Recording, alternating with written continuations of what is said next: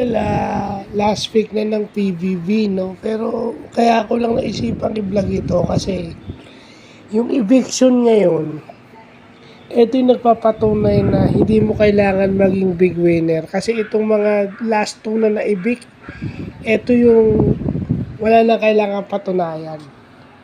Kumbaga, may nag-aantay na sa kanila. Kasi ito yung itong mga na-evict na to, ito yung kahit walang Big Brother, hindi sila sumali sa PBB, sisikat. Lalo na tumagalit na, lalo na yung isa wildcard. Proven na. At yung isa naman, may nag-aantay ng project yan. No? May nag-aantay na sa kanya kahit na hindi siya manalo. Alam naman natin, PBB, paramihan ng boto yan. So, ibig sabihin, gastos. So, nagpapatunay na yung marami itong fans, pero yung mga fans nito, walang panggastos.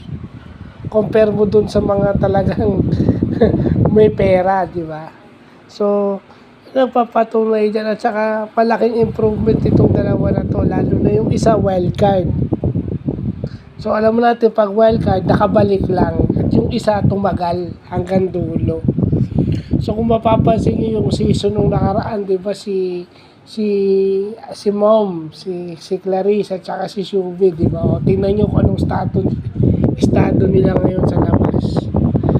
No? So, congratulations pa rin kay Marco at saka kay Carmel. Sabi ko na nga ba, si Carmel yung matatanggal eh. Di ba? Kasi yung mga fans ni Carmel, yung talagang fans niya, talagang walang pera compare mo doon sa mga makakalaban niya. Kay Joaquin at saka kay Miguel, no?